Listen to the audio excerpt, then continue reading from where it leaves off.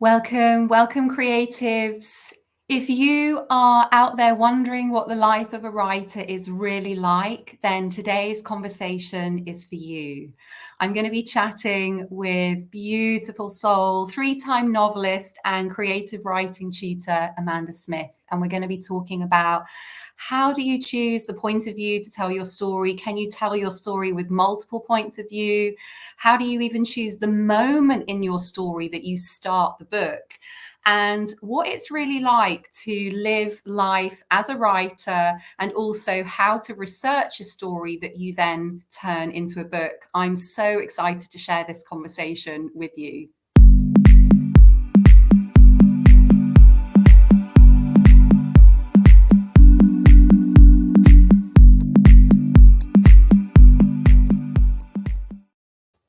Yay!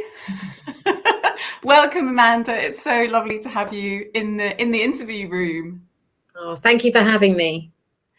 So I really want to dive in. This is your latest, but we will be talking about your full career, and we may touch on some of your earlier books. But I'd love to just stick with Fortune today. I've read this one most recently. I absolutely loved it. We're going to talk more about why I loved it. But one of the things that really struck me when the book started, we start with what I suppose is the central character, Eddie. But then as we go on, we begin to realize that the book is also told from other points of view. So we start to really come into the world of Ada, who really creates that love tension.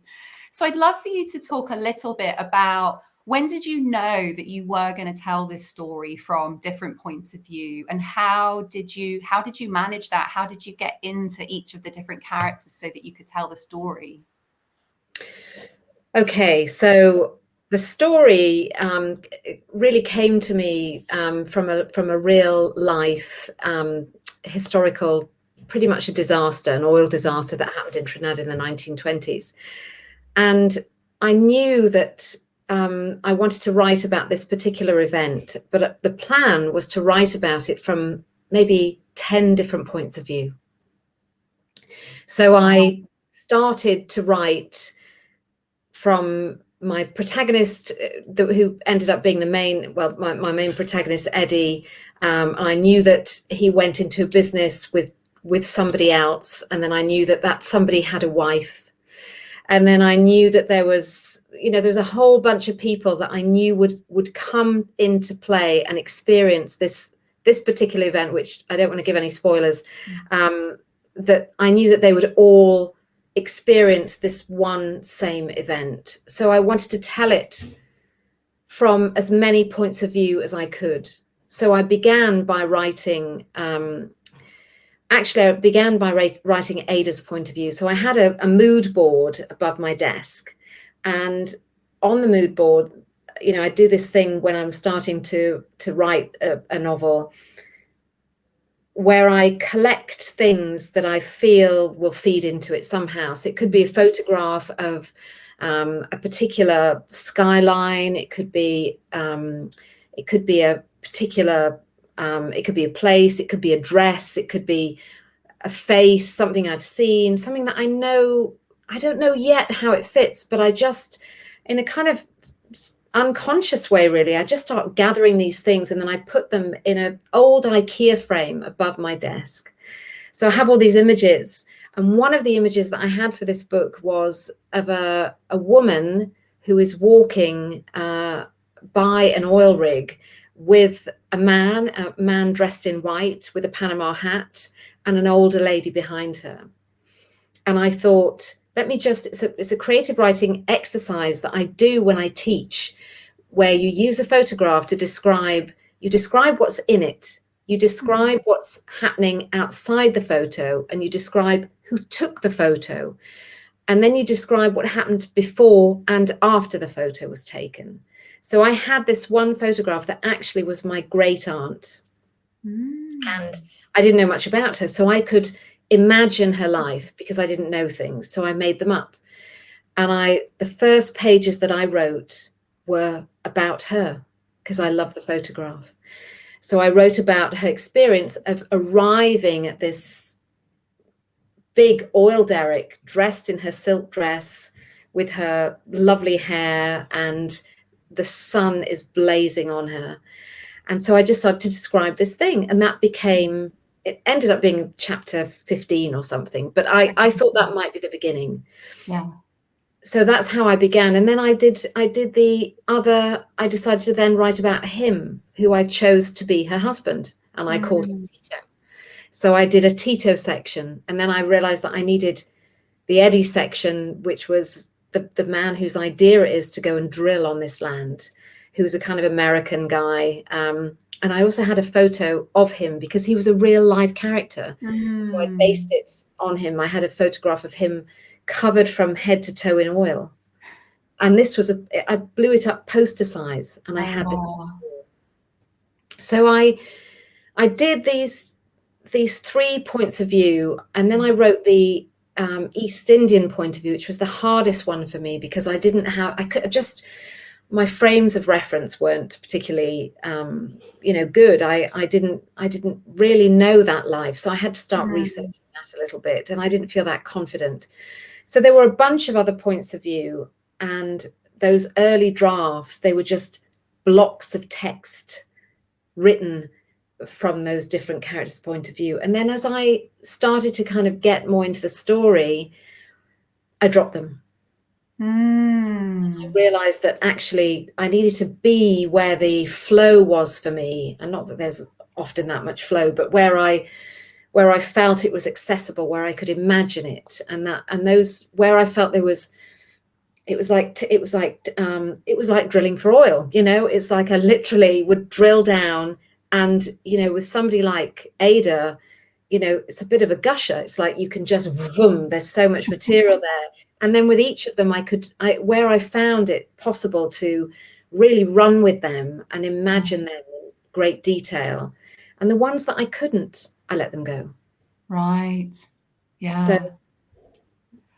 But then eventually they did come back. I could then use those pieces.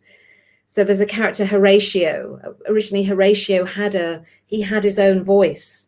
Oh, that's interesting.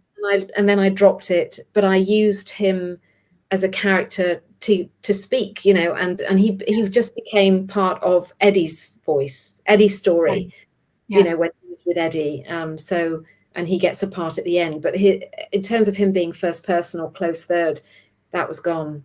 Okay. Gosh, it's lovely to hear the sense of the evolution and that you were using these images, and that you also had that confidence to drop it, because I know sometimes with writing we can sort of force it. We can try, if we use the analogy of drilling for oil, we keep drilling in the same place because we think I've invested time here, I can't just stop. So I love that confidence. Was it a sense of, because you knew that you were tapped into Ada and Eddie and Tito, that you then knew by contrast, look, I'm just not tapped into these people? I think partly that, but also it's not confidence. It's because I'd parked them somewhere else. I knew I could get them back. So I would never get rid of them. So although I say I dropped them, I say that in a very cavalier way. I just parked them. I held them somewhere else. So I could pull them out again if I wanted to. But I knew that for the narrative, that the narrative started to show itself. There was another aspect of this, which was that I'd heard first, kind of, I guess it was not firsthand, it was sort of secondhand story about the real life story of how these two men met, and I knew that I would use that as my starting point. So I had remembered that story, and then I tend to remember it and then try and forget it and then write it in my own way. So I always had this scene in my head of Eddie, of the main character, breaking down in his truck, which actually I think happened. And he met a man who offered him a lift. There weren't many cars on the roads. He offered him a lift, saved him from the hot sun. And, he then ended up being in business with him. And I think that probably did happen. But you know how memory works. You hear it, and then you might hear it wrong, or you might embellish it yourself. And then when it comes time to draw on it, it's different. You made it your Yeah. Sometimes actually, and I've had this with writing my memoir, I've written a scene, Mm. and because I'm writing it, I am embellishing it, and then I start to think that that's the memory, because you know, each version, as I reiterate, it sort of becomes the new memory. But I'm Yeah. intrigued because I mean, I love where the book starts, because we we really get caught up in a lovely, there's action because the truck is breaking down, but also what you do so beautifully at the start of the book is you really set the scene in terms of the temperature. Like, for me, as I'm reading the book, I was in Trinidad with the sounds and the plants and the animals and the Mm. oil. Like, it was so visceral. So I Mm. love what you do right at the start, in that we feel that heat, but we also feel that collision of the two characters. So it sounds like you had a sense that that was going to be the place that you opened, even though you had all of this material. You knew that that was where you wanted to start. Yeah. And I think it was interesting when I had a friend of mine who read it, he's a works in publishing, and he's a novelist as well, and very smart. And he read it and he really liked it, but he suggested that I swap the first two chapters around, because he thought that people they might feel more drawn to the Tito character, because immediately we go to Tito and then him driving, thinking to kill himself, Yeah, out by the sea, yeah. and he felt that that might be better for the reader to kind of access the story that way. And I did try swapping it round, Mhm. but then there's a kind of purist thing for me where I think, it wasn't about just holding on to what I'd done before, but just this sort of linear story, this kind of pure storytelling where it felt like that's where it needed to start. Mm. Where it just felt like a true play. So I switched it back again. Even though I thought it was a good idea, there was something about beginning with it, because it's possible that Tito's chapter is more accessible. It could be. That's interesting actually to know now, because what I loved was the meeting of the two men, which had such an energy to it. Like, Yeah. the moment they come together, like, Tito's got this wonderful energy, which really comes across in the first chapter, which he doesn't have when he's in that low space. So we kind of see Tito at his best, and he's generous, and they're going to the restaurant and they're drinking lots, and it's a very vivacious scene. So I actually found it really powerful to then be like, and just a few moments before, this guy was thinking that his life and his business were over, and that suicide was going to be the best solution. So I actually think that made it really powerful, because you had Good. no idea of the darkness that he was coming from. Yeah. So And it works for me. yeah.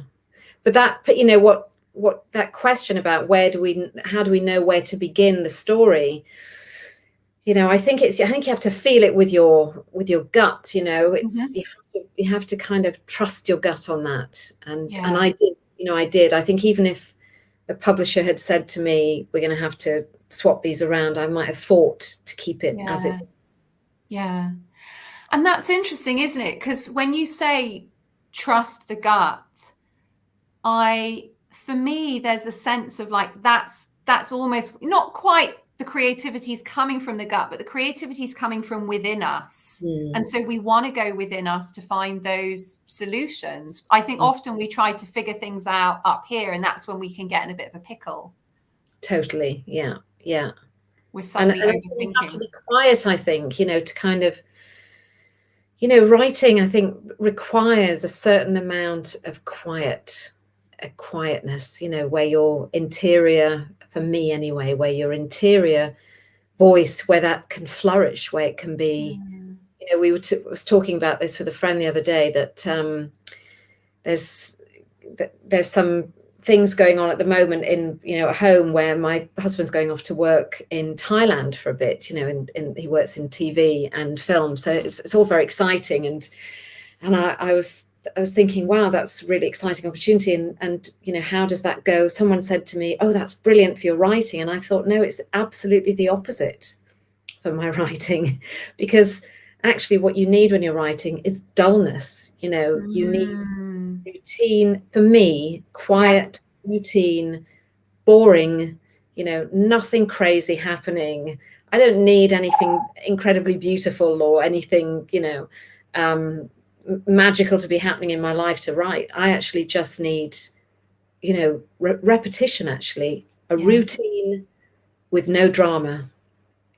Yeah. So interesting. I want to dig into this more. Actually, let me just pop this slide up because, we're really here. We get a set. I love this headshot, by the way, Amanda. We get your 3 books up here. So what I'm hearing is you've learned, the process you've learned having written these 3 books, and for you, it's that dullness, it's that quiet. Anything else that for you really kind of feeds that life for you as a writer that enables you to stick at it? Yeah. Well, I think having a story that kind of is nagging you a bit. I think you need, if you want to write, I think that's really important, that you listen to the thing that you want to say. There is something you want to say, and you have to be open and responsive to that whether it is a kind of inner voice, an idea, it keeps tapping on the back door, of your brain. And I mean, I know with Fortune, at the time, I just knew that I wanted to write about an explosion when I first started. And I had no idea what I would do. I just knew I wanted to write about fire and an explosion. And I thought I was going to write about the London bombings in 2005. So I started researching that. And I was interested in this idea of sort of, what the sliding doors, who was on who were on the trains, who was affected, who missed those explosions, is there something at work, the kind of idea that our lives are predestined, who was fortunate, who wasn't, who was, all those things. So that was the idea. But then I heard about this story and then I knew, there's my explosion, and in a place I love that makes me want to write. So the 2 things were there. And I think that, to have that kind of story that you want to tell, and then to create, I have learned that I have to have a certain amount of quiet and stillness. So even when I wrote my first novel, I had a full-time job.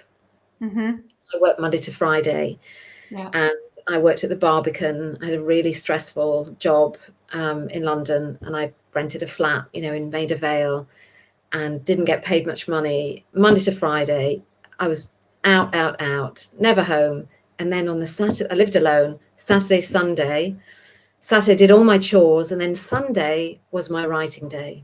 Oh, wow. And nothing happened on Sunday. Nothing. I made sure I had food, and I never changed out of my PJs, and I never left my bed. And I had my laptop, and I wrote from 8 in the morning until I closed my eyes at night, put it down, and then I would print up the pages so that I could read them on the Underground on the way to work on the Monday morning. And that's how I got my first sort of 100 pages together for Black Rock. I love this, because again, so often I hear people say, if only I didn't have to work, I'd be writing more. And then I've heard people say, now that I'm not working, I'm writing less. Yeah, I think it's a really good thing to be honest with yourself about that, because sometimes if your time is restricted and you want to write, you'll make it work. You'll really can make it work. And that I was doing that for a year, until I had enough pages. And then I got money from the Arts Council to then leave the job so that I could write those, and I'd had a few stories published, but it was my first book. So it's not. And what was it about, because you talked about when you heard this story in Trinidad that you were like, okay, there's my explosion. That's the thing I want to write. What was it about Black Rock that really enabled you to stick with it? These Sundays when maybe sometimes you were exhausted, or maybe sometimes you were like, maybe I want the day off. I'm working really hard during the week. What was it that kept you coming back, that kept you to that routine?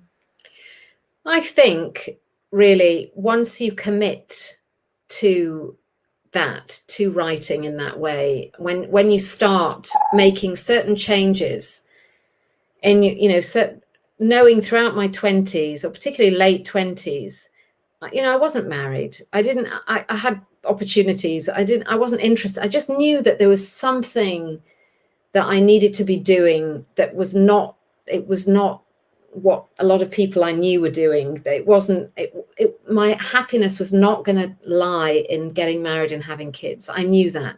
I knew that there was things that I felt very moved by, stories that I felt moved by. I loved writing. I loved telling stories. But once you begin to make those different choices, so always having a job that was like not that well paid, I could have gone and become a literary agent. I thought about doing that at one point. Maybe that's what I should do because I'm passionate about books. But I knew that wouldn't work. I knew that wouldn't fill me up. So I was always doing things that were kind of low paid, and I wasn't somebody who was about to just get married so that I could have a comfortable home and do that.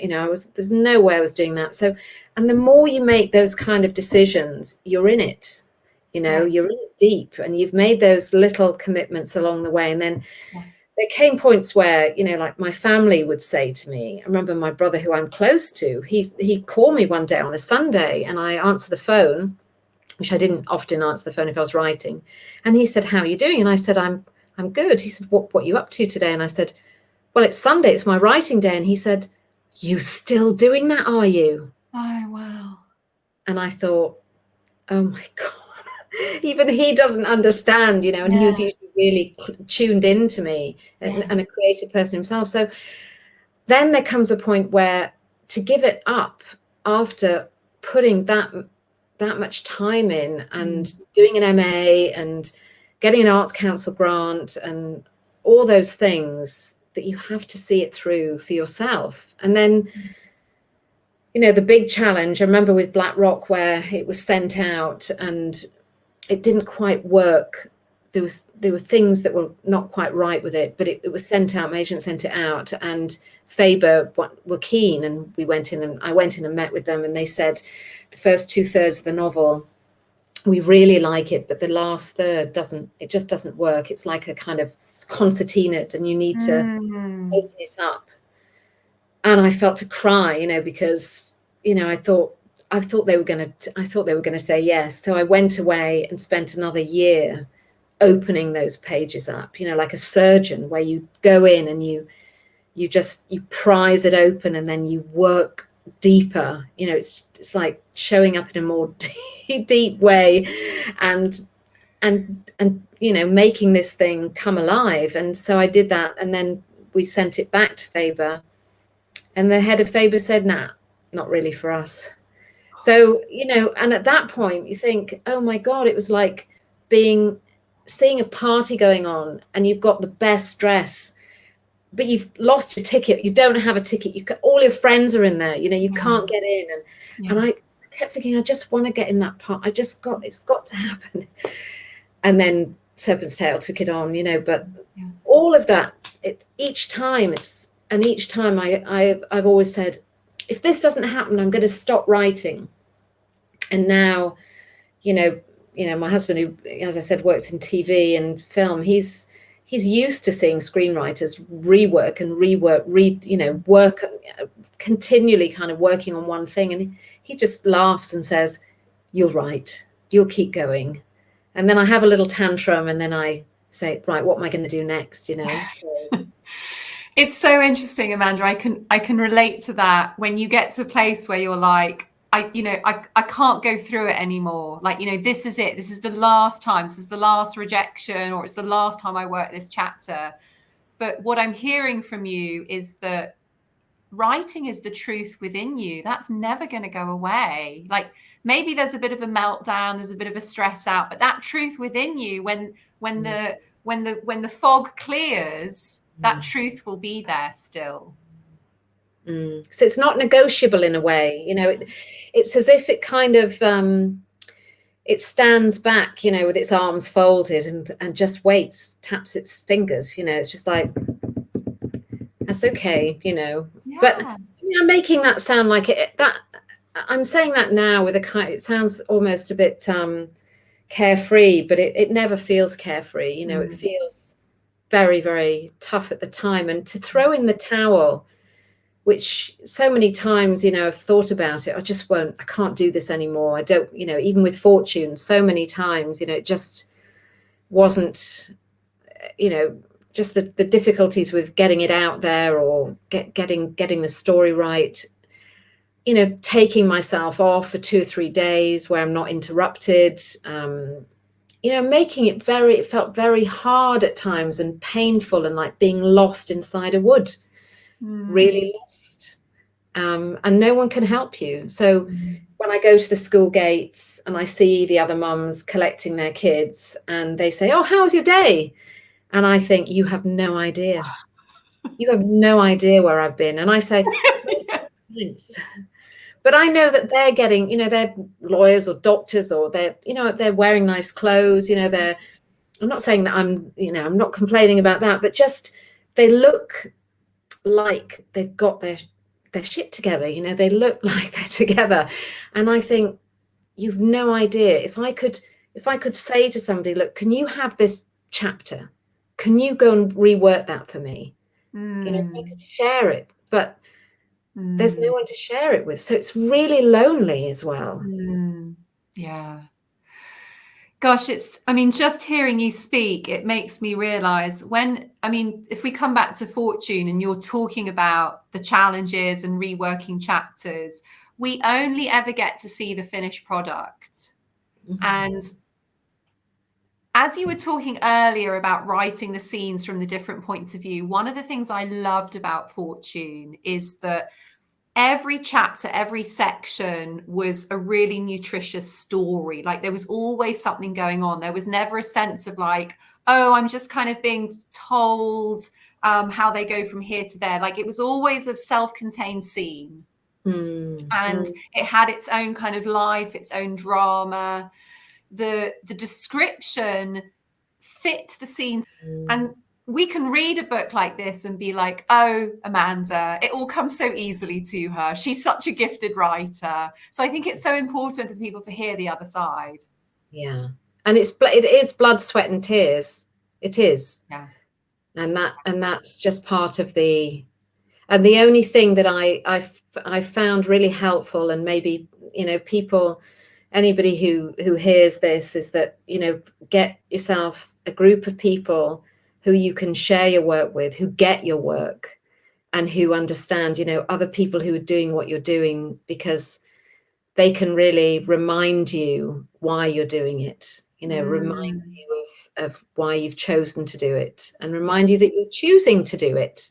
Because you can always drop it. You can always, you know, but how does that feel? And if it's okay is also okay to drop it. But knowing, I think I remember a friend of mine she's a really strong writer and very successful. And I spoke to her at one point and she said to me, "You've done this before, you know, you'll be fine." And I thought, yeah, you're probably right. You know, and I think to have people around you that remind you, so much of this is about self-belief. Yeah. And I never realized that until this book. That you know, and you must own the thing you're trying to do. You must claim it and own it and say that's what you're doing. And it doesn't matter what anybody else says. And it looks like confidence in one way, but it's a kind of self-belief, I think. Yeah. And interesting about what you said about being reminded, because I think I almost think that one of the symptoms of, or like a lack of self-belief, is just a forgetting. It's a forgetting of what's important, or it's a forgetting that you've done it before. So that reminder can just bring that self-belief back online. I think so. And I think surrounding yourself with people who, you know, interestingly, I remember there was a couple of guys that I spoke to, writers, when I was sort of about a third of the way through. And I realized that as men, I mean, they are successful writers, but I realized that they had much more of a sense of themselves as writers than I did. Mm, So I mm, had this kind of, yeah, I'm writing this novel. Yeah, that's what I do. It's kind of what I'm trying to do. They were nothing like that. They were so clear about who they were, what they were doing, mm.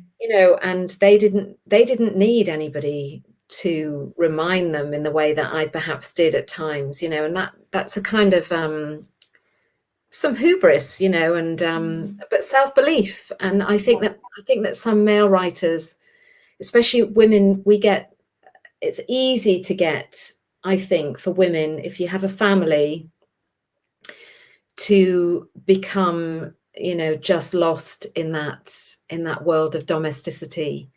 Yeah. And I remember after one of those particular conversations with one of those particular men who I was very fond of, I I said I found a place that I could write a housing trust, the Hoskings Housing Trust, which is amazing. It's for women who want a place, a room of their own, for a month in Stratford upon Avon, everything covered, all the fees. It's a kind of grant, sort of basis that where you can apply for it. They give you some money as well. And I just rang them and I said, I need a place to write. And she said, I've got 10 days free. The cottage is free. Come. And I did. Oh, Uh, you know, but, wow. but that was my way of saying, I need that for Yeah. this book. But Yeah. it would never have occurred to me to mark out that time. I'd be the first one to say, well, I am meant to be writing today, but if you need a hand with your move, I'll come help you. Or if you need a hand cooking something, I'll come help you. Or I'll have your kids, or I'll, Yeah. accommodate other people's things, because the self-belief isn't there, to Yeah. say, I'm I can't, I can't do that because I'm a writer, and today's my writing day. So it's to get those things right, and Yeah. that's honoring yourself in a way, I think. Yeah, Just absolutely. That's what I'm hearing. And in terms of the priorities, because if you feel that helping other people is going to be more important, or you're not valuing what you could do for yourself, or you don't believe in what you could do for yourself, then it does make it difficult to make that decision. I love that example, I mean, Amanda. I remember once with Amelie, because she was, when I was writing this, so this is 4 years, so she's now 9, she was 5, she just sort of starting school. And I remember saying to her one day, I said, Amelie, just to let you know that if I don't write, just remember, if I don't write, your mummy will turn into a witch and you're not going to like it. And that was true. She has to know that if I go on writing, it's to her, everybody gets to benefit Yeah. doing Yeah. what I need to do. And that's a beautiful lesson to be teaching, because again, we can often feel like we're being really selfish to put what's important to us first. But like you say, if we don't, for me, it's like, if I don't sit on my meditation cushion every morning, I'm not so great to be around. So I know that actually I'm doing a service to other people by making sure I get that meditation time. So you're really recognizing that writing has a service for yourself, but also other people. They get to experience the content Amanda, who's had her writing time. Yeah. Yeah. Love that. This is absolutely whizzed by. This has been so lovely chatting with you, and hopefully you'll have enjoyed it enough to want to come back. I just want to end with, let me just pop this up on the screen, because this last quote, a magnificently absorbing novel, but the fact that it's based on real events. I'd love for you to just say a final piece just in the last few minutes, Amanda, about how you can research something, but then also turn it into your story. Because I know that there was quite a bit that you've brought in from your own imagination, but what advice might you give to someone who's doing research, but thinking, how do I then turn that into a novel? Okay. Do you mean, okay, so some of the book is about drilling for oil. That's one aspect that when I look back now, I think, what was I thinking writing about oil? I don't know why, I sometimes I do wonder about that, how we choose these things. So I read a huge amount about how the early pioneers of oil drillers in America, in Texas, in Beaumont, how they used equipment, how some were divining for oil. And I read lots and lots of stuff about that. I had a big picture of a derrick on my wall. What I did was I read it all and forgot it all. Yeah. That was the main thing, so that I didn't become too particular about getting those things. I didn't want it to read like a how-to manual. Yeah. But in terms of the story and researching a story like that, I think I let my characters, because they became strong in my mind. So those 3 characters particularly became strong, and there is the love story in the heart of it. The minute that kind of took off in my brain, I knew that I could go with that, and that by following my characters and seeing where they wanted to go, I saw quite clearly how to end the story, how to the arc of the story became quite clear then, because I knew what they were capable of, and I knew what they were reaching for. And in a way, I think this novel is about overreaching in some.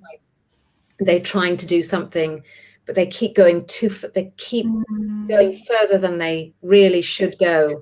And that's what it ended up being about. So in the real life story, the explosion that happened wiped out loads of people. So it was a catastrophic event. And I didn't want that. So I reworked that story because I just wanted these characters became quite alive for me. So I could see, by using the love story, where that would take me, and the real life event became something else. And so it kind of had its own, I would say, invest in your characters, like just get to know them so well, get to know what they listen to on their Spotify, get to know what their last meal would be, get to know them so well. And you don't have to put all that into your story, but once you know them and you love them, you will see how they do what they do. And that can then really change, I think, the way the original research, you follow that then, and then it becomes your story rather than following the blueprint of a real life story. You can find your way out in a different way through, And that really is something that's so enjoyable about the book. It is the characters, actually, and how, because I was reading the book thinking, I know this is based on something, but these characters, they seem so alive beyond what I would imagine you had found out about them. So I was like, no, these characters have come from another plane. Yes. I got that. And I think making those characters by using, with the Tito character, I use quite a lot of my uncle, who's still alive in Trinidad. One of the things that I loved about my uncle was that he loves food, and he was supposed to get married, and his fiance in the end said no, and sort of all sort of collapsed. And I know he must have been heartbroken, but my uncle, with his love of food, froze the wedding cake, and every day cut a slice for himself and ate it and had it with coffee in the afternoon. Now, I love that he did that, and I gave that to Tito. Brilliant. As a character. So, those things where, writing down those things that you hear, or that capture you in some way, just write them down. You never know when you're going to use them. So there was a culmination of a number of those things that came together. So, beautiful. Amanda, what a treat. What I'm going to do is in the links below, I'm going to put your Instagram, because I know that you're on Instagram, so people can connect with you there. I'm going to put links where people can get hold of a copy of Fortune, and I'm going to put a link to that retreat as well, the Room of Your Own, because I think some people listening, I'll put a link for that too. But it has been such a treat chatting with you today. And thank you, those of you who have gifted us with your time and watched this interview. Take Oh, care. Take care, thank you Amanda. for having me. Bye.